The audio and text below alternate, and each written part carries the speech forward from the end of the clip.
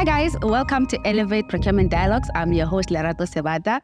In this podcast, guys, we are all about talking inspirational leadership, how procurement started and the journeys that we've all traveled to get to where we are. And we have the privilege to interview some of our leaders that we've seen them win in the game. And today I have one of, I call the OG of supply chain, Mr. Kamogelo Mampane. Welcome. Okay. How are you, sir? Rona. Please can you introduce yourself for some people who don't know who you are? Kamogelo Mampane. I think a lot of things we'll be talking about them today, but really I just love this profession, and that's why I'm here. I mean, you started as an electrical engineer. Yes. And today you are? Call me a professional, a supply chain professional. Okay. Yeah. Well, I met you at Supply Chain Awards. Yes. And you hold the title, the chairman of Supply Chain Council. Pan-African Chain Council. Absolutely. You started as an electrical engineer, and I just want to know your journey of what led you to be where you are today. Well, similar to many people in supply chain and many chief supply chain officers today, supply chain was never our career of choice. Yeah.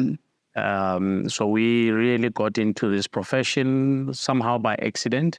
So my story started with, as a young engineer, my very first job. We were doing projects in rural villages, especially in the Northwest and some of the Limpopo villages.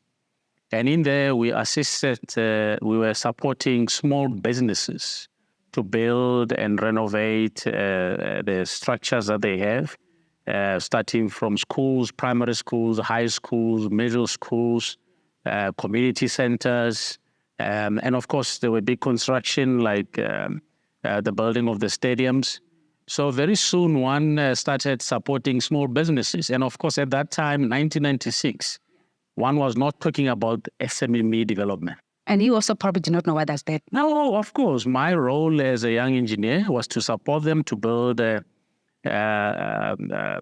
projects, to ensure that they know how to cost the projects. And during the project, we did project management to ensure that they stick to the timelines, the quality that we want. Yeah. And that's how we started. One never understood what this word called supply chain. I'll tell you later where the change happened. But yeah, basically that was my career. So one of the other things that we did outside building and supporting small businesses, my dad used to go to different communities in townships, in rural villages, to support communities to build community centers. Mm-hmm. Now, that entailed that they needed to plan for a weekend to build a structure. So they will have to source materials, equipment, and the services and professionals to come on a Saturday morning. On Sunday morning when they leave, the structure is ready. The roof, toilets are flushing, electricity, everything is in. My role was, of course, I was supporting my dad. So later on in my life, when I applied for a job in 1998, I found myself in an interview with about 8 engineers. 8. Electrical engineers, civil, you name it. After an hour of an interview, Lerato, they say to me, "What else can you tell us about yourself?" So I realized that they are not interested in my electrical engineering. Yeah. I thought I was a very good electrical engineer. And I thought I told them good stories, but Clearly, they were not that. Of course, these people were in the army, most of them. Okay. And they have 30, 40, 50 years experience, and here's someone with only 2 years experience. Sure. So then the thought came that says, but tell them about what you are doing with your day. Like, I'm buying this, I'm doing that, I'm doing that. After I told him there was an engineer from Zambia. The chief engineer at that time was called Dani Barnard. It was Menir Dani Barnard. He didn't believe me. So when I said, we bring all the materials, the equipment, the services, the skills, and by the way, when we leave, people are empowered with the skills that they need to take care of the structure. Okay. Because you know the issues that we have. We build the structures. After 2 years, 3 years, the structure falls down because of lack of maintenance. People don't even have the skills to maintain the beautiful structures that they have. So he says, no, that's not possible. Fortunately, Yeah. one of the engineers from Zambia says, I've seen such a thing. I've seen a similar project happening, and not once, in Zambia. Wow. And his answer was, we want people like you. But then he says to me, which really caught me by surprise, he says, will you be happy to join the infrastructure department in supply chain? That's when we started knowing the word supply chain. And I heard the word. So what do you do? Someone says, yeah, of course, he's figured it out. So of course, that's what I said. I said, yes, of course, I hope it will help me to get to know the company quite well. And that's how I got in. So you started in the technical space, In the technical space. So you can actually draft statement of work. Of course. You have a proper experience, because that is very rare coming from someone in supply chain. So I just want to know now, since you were exposed to that type of environment and then you started working, when was the time you realized this is a pivotal moment for me to start making an impact in supply chain? Joining infrastructure department at that time, my responsibilities was to supply mainly materials for the infrastructure from Tabazimbi to Richards Bay, including Maputo corridor. And very quickly I realized that because we had to order material from all international suppliers, local, and we also had to understand their production lines. Once a year, all the teams, all the engineering discipline within the organization will come together to put plans for the next 2-3 years. And in there, they will ask questions like, we want to, and for example, because this is a railway line, so they want to block maybe about 1 kilometer of a railway line to do maintenance at a certain time. And once it's blocked, they need to run with that project until a certain time, because the train is coming and it must move when it gets there. Sure, yeah. So the material must be available on time for the closure of the line. If you miss that closure of a line by a second... So you applied the just-in-time principle. So exactly for that. So then one realized that, hang on, what is this thing that is called supply chain? And that are so integral to the planning of the organization. Yeah. Both operationally, for capital expenditure, and of course for strategic planning as well. Were you driving savings then? Was it a thing, or it was not yet a realized thing? Well, working with engineers, saving is not in their dictionary. They want the best. Absolutely. Of course, and finance will say, but they don't have money for that. But obviously, finance cannot engage with the engineers and say, but do you have an alternative material? That's our job. That's what we did. So we'll go out, look for alternative material. And of course, because they will also share their plans with us, we'll go out and working together with our suppliers at the time to develop new products. And especially where they will realize that, for example, they have a breakage at a certain point. Why do we have such... Must have been a fun work, eh? It was fun, but... Maybe the privilege to also talk to OEMs. Yes, no, absolutely. And of course, getting to understand the production lines of suppliers, that was very, very important. So do you think that was the turning point for you? That was for me the turning point. And of course, at that time, we were sent to what was called an African University, RAU, at the time. And there was no supply chain. We did, or the course that I attended was international transportation. Okay. Because that's what it was available. Yeah, it was before it named logistics. Yes. So that also became a big turning point in my life, because we had international people telling us about how they run logistics. Yeah. So you go for a transport diploma, but you end up with logistics. So that created a lot of confusion for me. Of course, we were not the actual people that eventually did the purchase orders. But later on, in early 2000, we started with this thing called the purchase order. See, my language keeps on growing. But this is the thing I find very remarkable about your journey, is because you started with literally from the inception of seeing the growth of this profession, the name change, the technologies, the digitization, innovation, councils being formed and many other bodies. And which leads me then to a place where I do want to ask you, when you were the head of ICT, how did that come about? Because it does seem like it's a bit difficult to, grow in corporate. For me, research has always been something that I love doing. Development has always been, and of course, as I said before, that even in my engineering times, I found myself developing, and not just myself or people around me, but even entities that were working, so the entire ecosystem. Okay. So the organization that I started working for was quite heavy in IT. And of course, at the time, they never had the strategic sourcing. So we were brought in to implement strategic sourcing in the organization. And this came, in actual fact, maybe if I take a little bit back, in 2011, we signed an MOU with an organization that is called the Chartered Institute of Procurement and Supply. The main reason of that MOU was to professionalize the industry. Yes. Now, in government procurement, people, as you know, at the time, they were just paper pushers. Yeah. It was more administrative role. It was really admin. Yeah. All the work happens elsewhere. The paper, everything, the price, everything is written. And what you are told is press the button and out comes a banana. That's all what we did. But because there was huge investment that was being done, especially in the country, in the IT space, we had to go deeper and research and find out what other countries are doing in this space. And I'm not an IT person, but because we love research, we love talking to people that are actually the producers of this IT things and IT companies. So you found yourself in that position. We found a gap. Okay. And we work together with our ecosystem, especially our suppliers, to develop new products. And that's when got introduced into category management. So now, since you started leading people and realizing, I actually have a position of impact and influence, what then made you decide I want to now be part of the board? I mean, you've been part of a couple of boards, SAPICS, and then there's South African, there's another one you were, is it SOE?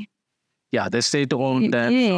So I really had a privilege of leading the state-owned enterprise procurement forum. That must have been so nice. As a CEO as well. Yeah. And of course, and that's when we signed the MOU with the Chartered Institute of Procurement. That's when at that time, because we then have the leveraging power to impact and influence from the South African throughout the public sector in the country. And of course, that led to us, me being invited to serve on the board of the Chartered Institute of Procurement and Supply. And as I said, the main aim was to professionalize the industry, to give procurement people the new skills that they need to deal. And at the time, there were a lot of infrastructure projects that we were dealing with in the country. I mean, it was 2011. You can imagine 2010 preparing for the 2010 and all these other projects that were taking place. Procurement people, building infrastructure, it's completely a different mindset. So without being too technical, I know someone who's out there listening to this conversation will say, but how do you do it? How do you just become head of department? How do you just join a board? How do you get appointed to these things? Because it does seem a bit too far-fetched, how? Love what you do, Sebata, just like you, right?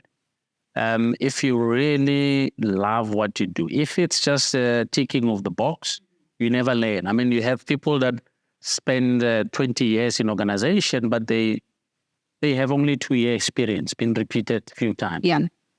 Because they never learn. So in my mind, and everywhere in any organization where I worked, we never wanted to repeat the same mistake twice. Okay. Where we had a challenge with a client or a department that we serve, having challenges, we'll regroup as a team and we try to understand their plans, sometimes even better than them, especially the product and services that they required, that they wanted us to procure. So then you would say having the passion to learn, to grow within what you're doing will afford you the opportunities that you now can take on. Can become boring. In the past, we always used to say, from the back room to the boardroom, right? But once you get to the boardroom, it can be a very boring seat because you then realize that, but what value am I adding when I'm here? People never ask you to contribute, right? Just because maybe legislation says you must be there or for whatever reason. But if you are there because of your actions, you will constantly contribute towards whatever objective that the organization has. But that needs you to go deeper and learn and understand everything that comes to your table before you put it to the next. So someone who can say to you and challenge you, well, I've been learning. I even have my master's. I even have my MBA. But I didn't get the opportunities there. What do I do? What do you do? What do you for think? me, it's a real challenge. And I must say, if it sounds controversial, please, it's okay. Yeah. I really hired people because of their qualifications from university. Mm-hmm. Even now in my own organization. Still hire people who are qualified. I never hire people because of their qualification. Okay. It's a conversation. Yeah. We always have a conversation. Yes. And if you're not a cadre that is willing to learn, who's willing to go deep, unfortunately, you will never grow. You might get into the positions because of whatever other reasons, but it becomes a very lonely journey. Yeah, right. And the position that you're in, if you go back and you realize, but I didn't add any value. If the strategy of the company is published and you realize, hang on, there's nothing that I did to create this document. Yeah. If the results are published, if companies' results are published, and you look at this annual report and you don't see any contribution of supply chain, then why are you there? So that must take you a personal awareness of some sort, if I would say, to decide, well, what am I actually doing here? How am I coming in at work, leaving at 5, and then it's the end of the year, I've made so much. What have I actually done? One of the things that drives me is results. I just like to see output. And if I see an output or results, then it does, drive me to actually start doing something. If I don't have anything I can measure as a form of success or success criteria, or, okay, you've done this, you've seen that, and that's one thing I appreciate about procurement, right? You can see and quantify what you've actually done. Mara, if you're just taking the same mountain, it does get a bit boring. Let me give you an example. What you're saying is absolutely right. So we once went to an ESCO meeting, and at the time, the CIO says, the COO, the Chief Operating Officer, says, savings are not my priority. This is the CEO of a large organization. Here we are as supply chain people, we're calculating the savings. Right? Yeah. And probably is about 20% or 30% of your scorecard. And the CEO says it's not my priority. What do you do? So you have to think differently. Right? So we had to go back with the team and say, what can we do? Because the COO says, this is not my priority. Right? So it doesn't matter where you are. You have to find out what are the priorities of an organization. So this organization's priority was revenue growth. So we had to come up with projects that support revenue growth, not savings. Yeah. And obviously then, in turn, you might just end up getting it. Of course. So we ended up, at the end of the year, when we see they publish the annual report, we were very happy to say that billion. We were part of that. That came in. We were part of it. We actually drove the strategy for that. So that really requires that, supply chain cadre must really think differently about their work and the impact that they have, not just for their own organization, but the communities as they serve. I think it's quite important for one to sometimes just take a deep dive and just think about your career. If you don't take a pause, you might find yourself just going on, and you don't realize where my time is going. And I've been in the same position for some time, right? I just want to quickly jump into the other part of your journey, which includes you writing a book. I find that so inspirational. I mean, it's so hard just to write notes. What more if you're writing a book? Can you just share a little bit about that? What is the name of the book? Where do you find it? So because, of course, we love development and we love guiding people. So we wrote, there's a book which people can find on LexisNexis. Okay. Which I wrote is more like a guide on supply chain from cradle to grave. So this helps you as a professional For example, if you want to know what is a sourcing strategy, Okay. you go to the LexisNexis book. It will show you.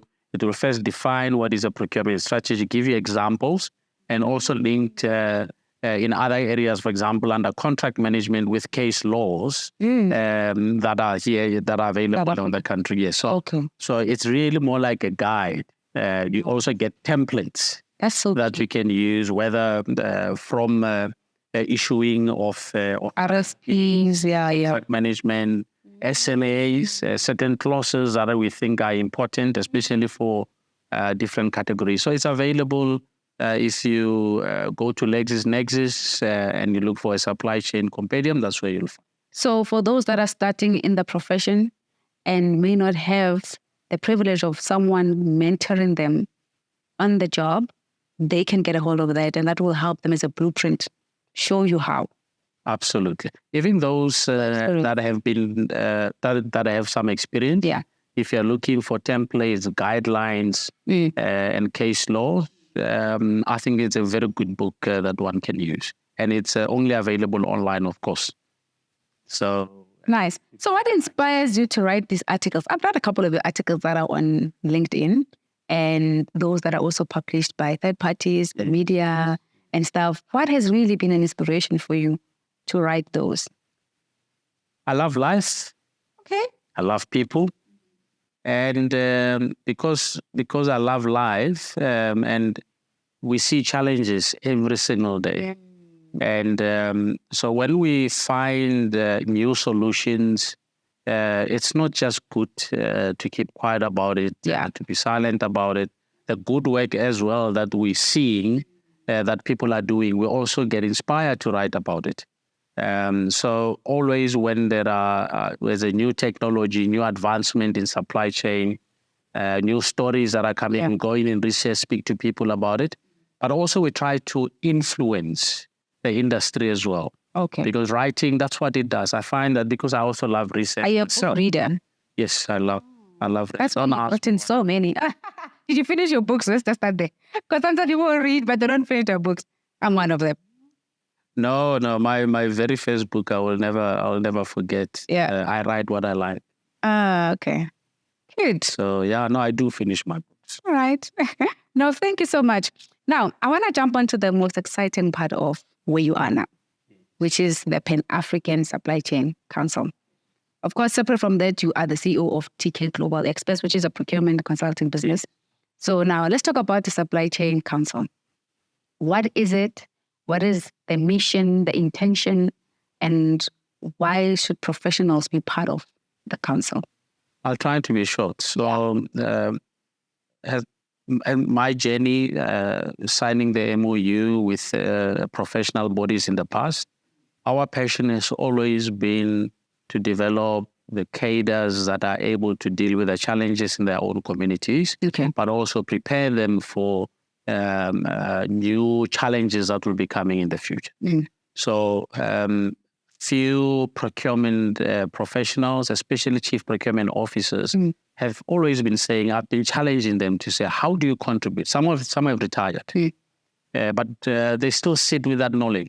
Yes, so that's true. Pan-African supply chain, we're trying to house that knowledge so that it's not lost in the industry. To keep it as a knowledge center. To keep it as a knowledge center and to share it with new people that are joining the profession, but also to support those that are still in the procurement professional now, that also have a career journey wherever they want to go. There are mentors in the council. Okay. And this is public and private sector, because you also realize that public sector cannot. You must also learn from private sector. You have to. So you have to open up the space and create synergies between the two organizations. And sharing information for me is quite critical, and that's what we are. Maybe that's what is keeping us common.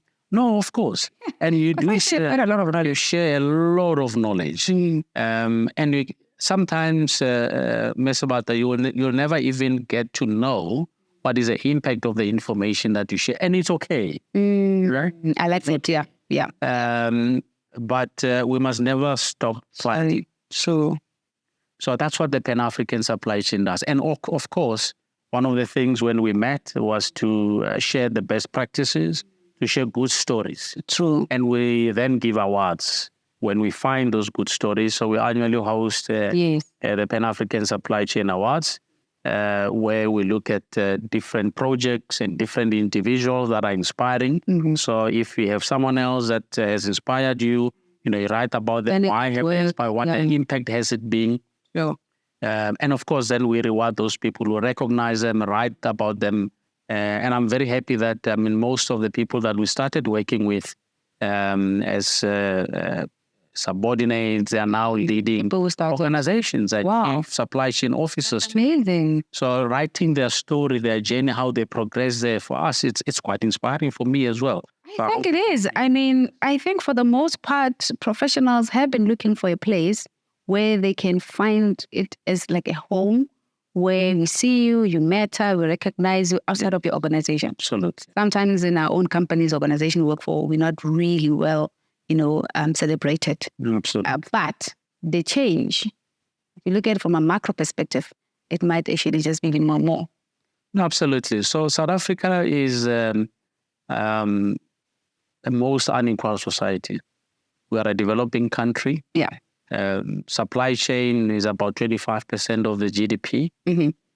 So we have to ensure that with that power, we impact our own communities. Okay. Most communities in the rural areas, in the township, they are still in the periphery of our That's true. Actually, that's so sad, Now, every time you go to these communities, you see poverty, but you also see resilience. That's the thing. And that's what I wanted to ask as well.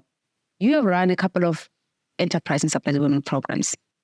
And from the first one you started to where you are now, do you see any transformational change in how you run the ESDs? And do you think it's something corporates can continue to do in identifying, and what will be an effective one for you? So we were privileged to work with National Treasury on the first research that they did on the CSD, on the suppliers that are registered on the CSD, Supplier Central Database, yeah. And the impact of the Central Supplier Database on doing business with government.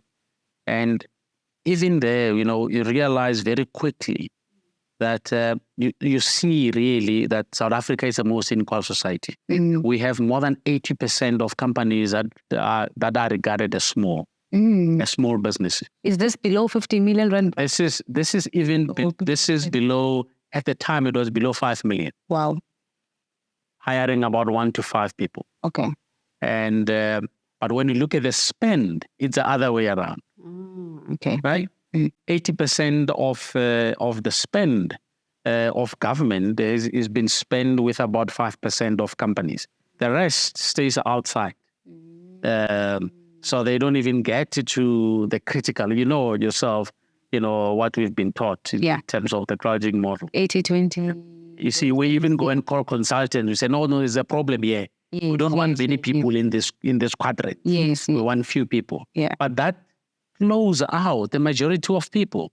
So our strategies for developing countries must be different. And that's why our development programs must also respond to that. Development of the country. To development of people that are in the periphery of our economy, mainly in the rural and the township, allowing them to get to the strategic quadrants. Right? That should be the main aim. We saw, and of course, when we started, I'm sure Luena, you experienced the same thing, that it started as a tick box exercise. Now we have to... As a regulation compliant. Regulation, a scorecard, that's all what we... But people get tired with that, Sebata. I'm sure you have many people that says, I don't want to be part of an ESD program. If you start any development program without that end in mind, then it's going to fail. Have you implemented something with that? Yes, and we're still doing it. So one of the best examples, I really had a privilege of working with host communities where they see large infrastructure projects taking place in their communities. So they see trucks coming in, developing these beautiful assets that they don't even have access to. They are not even involved in the construction and the building of this asset. So part of our project was to ensure that the communities not only get involved, because it's easy to say, no, get 30%.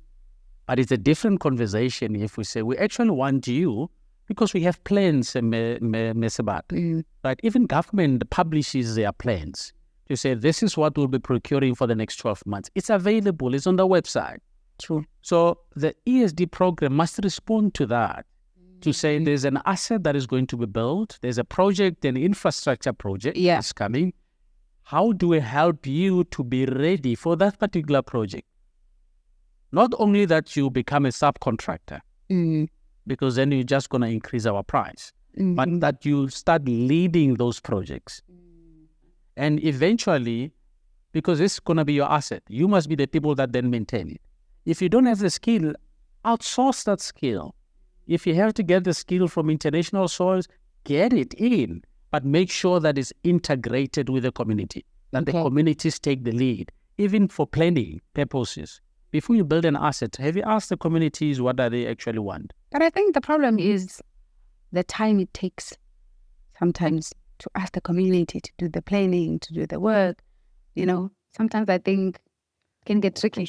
ESD program, it's not a tick box exercise. Yeah.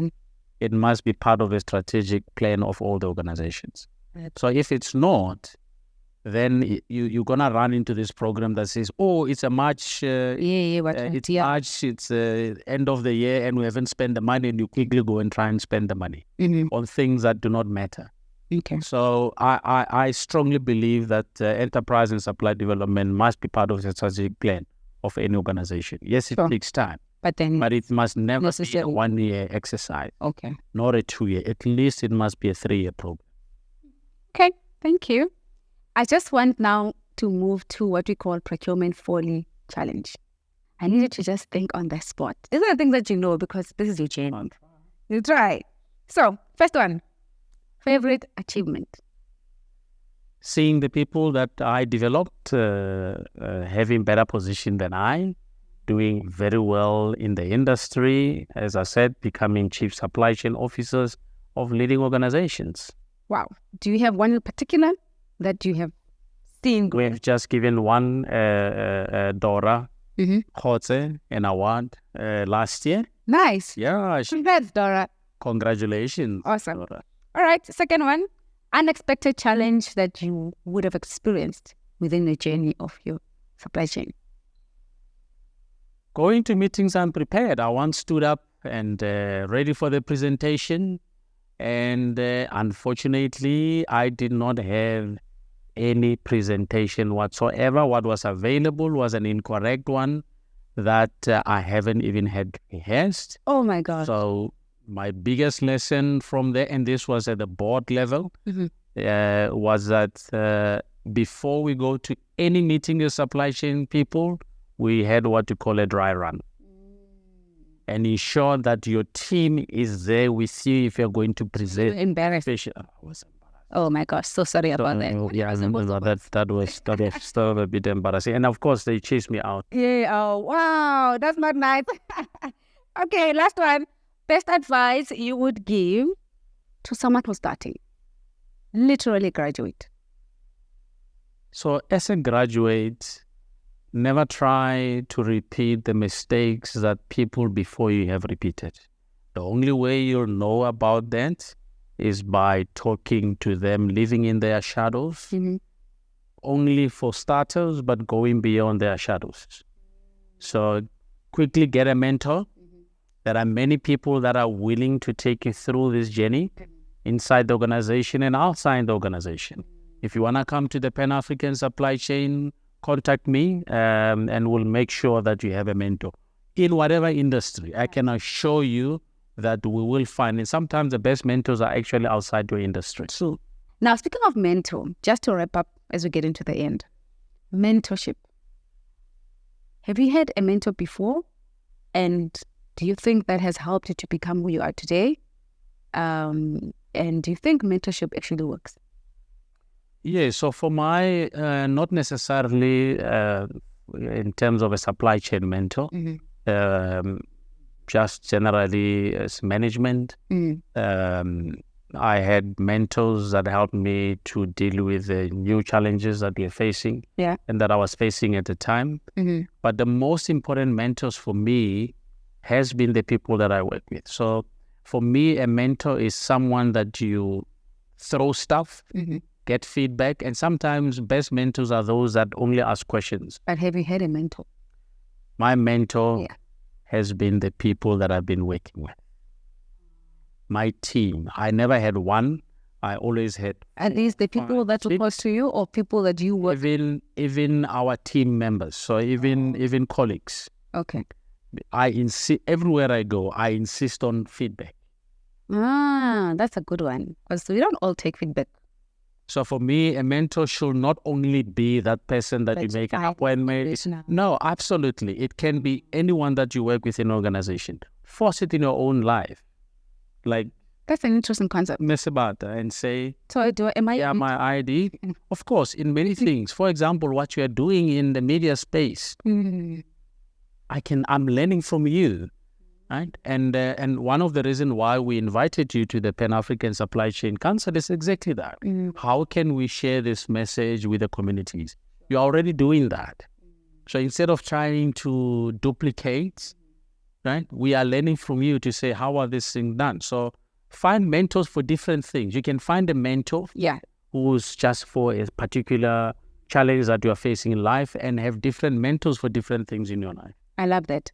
I have not really had a mentor that I would say this is the one. But I've had people in my journey, of course, that have led me and guided me, through different aspects of my life. And one of the great leaders I met, his name is Makup. He started with the capital venture and, investment PE when it was implemented and stuff.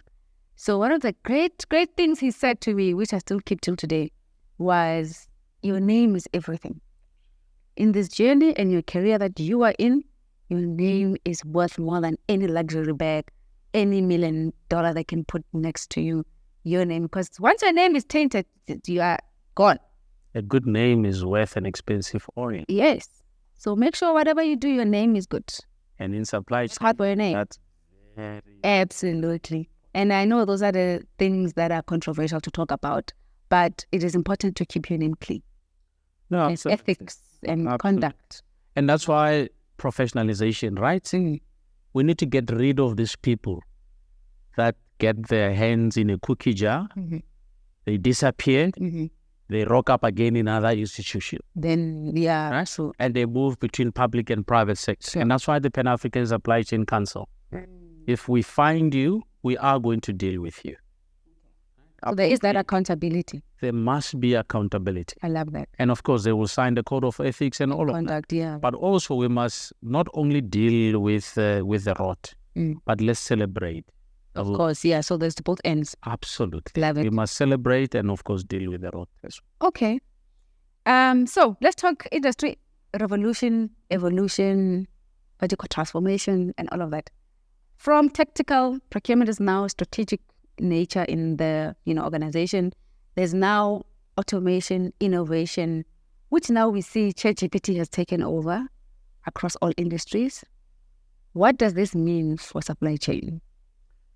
And that's what Pan-African supply chain is doing. So we have to prepare supply chain cadre to not only deal with today's challenges, but to deal with the challenges of the future. Make a simple example.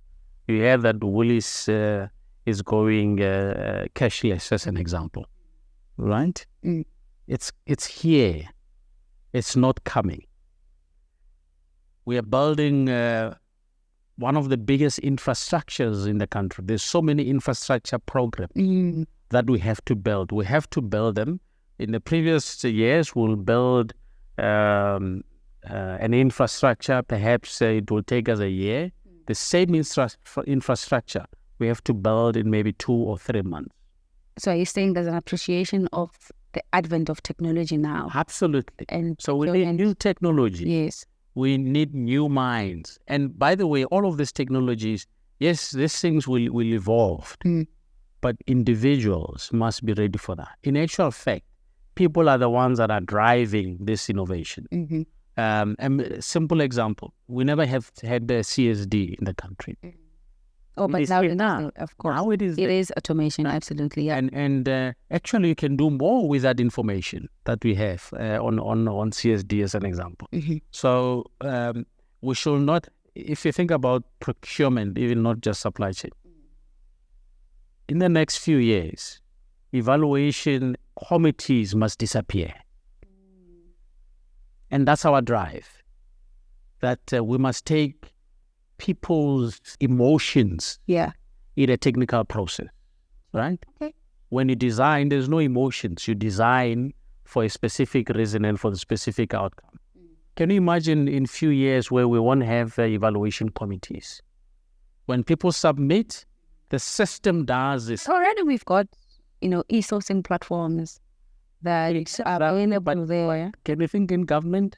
No, obviously, in the bigger scheme of Can you imagine? Because the private sector is really far ahead, and there's But you still have robotic coming in saying, no, but I want to change this. So my point is, you must be able to issue your scope, receive it internally on the system, put the evaluation criteria on the system, issue it on the system, suppliers respond on the system. Once it's closed, you get your results. In 5 minutes, you should be able to get an award letter. Do you think that is enabling or that is disempowering?